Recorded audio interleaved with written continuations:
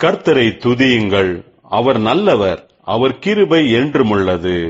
கர்த்தருக்குள் பிரியமானவர்களே, உங்கள் அனைவருக்கும் இனிய காலை வணக்கங்கள். இன்றைய வேதவசன தியானத்திற்கென்று நாம் தெரிந்தெடுத்திருக்கும் வேத பாகமானது மத்தேயு 12ஆம் அதிகாரம் 37ஆம் வசனம். ஏனெனில் உன் வார்த்தைகளினாலே நீதிமான் என்று தீர்க்கப்படுவாய், அல்லது உன் வார்த்தைகளினாலே குற்றவாளி என்று தீர்க்கப்படுவாய் என்றார். பிரியமானவர்களே, இன்றைய வேத தியானத்தின் தலைப்பு வார்த்தைகளினாலே தீர்க்கப்படுவோம் என்பதே. ஆண்டவர் இயேசு நல்ல மரங்கள் நல்ல கனிகளையே கொடுக்கிறது, கெட்ட மரங்கள் கெட்ட கனிகளையே கொடுக்கிறது, அதே போல இருதயமாகிய நல்ல பொக்கிஷத்தில் இருந்து நல்ல வார்த்தைகள்தான் வெளிவருகிறது என்றும், இருதயத்தில் கெட்டவைகளே இருந்தால் நல்ல வார்த்தைகள் அதிலிருந்து வருவதற்கு சாத்தியமே இல்லை என்கிறார்.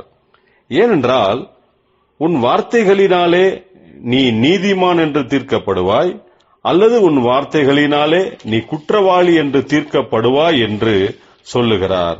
பிரியமானவர்களே, நாம் பேசுகிற வார்த்தைகள் எவ்வளவு வல்லமையானது என்பதை நாம் அறிந்து கொள்ள வேண்டும். வார்த்தைகள் ஒருவருடைய வாழ்க்கையை கட்டி எழுப்பும்படியாக இருக்க வேண்டும். இல்லை என்றால் நம்முடைய வார்த்தைகளே மற்றவர்களுடைய வாழ்க்கையை இடித்து போட்டுவிடும். மனிதர்களுடைய வார்த்தைகளினால்தான் கலகமும் சண்டையும் வெறுப்பும் அசமாதானமும் பிரிவினைகளும் உண்டாகிறது. நம்முடைய இருதயத்தில் கெட்டவைகளே இருந்தால் நம்முடைய வாயின் வார்த்தைகளையும் கொஞ்சம் இங்க எடிட் பண்ணிக்கோ. நம்முடைய இருதயத்தில் கெட்டவைகள் இருந்தால் நம்முடைய வாயின் வார்த்தைகளும் கெட்டவைகளையே பேசும். வார்த்தைகள் நல்லவைகளாக இருந்தால் சமாதானம், ஐக்கியம் இவைகள் சாத்தியமாகும். நம்முடைய வாயின் வார்த்தைகள் தான் நாம் யார் என்பதை நிர்ணயிக்க கூடியதாக இருக்கிறது. ஆகையால் நம்முடைய இருதயத்தில் கிறிஸ்துவின் வார்த்தைகளினாலே நிரப்புவோம்.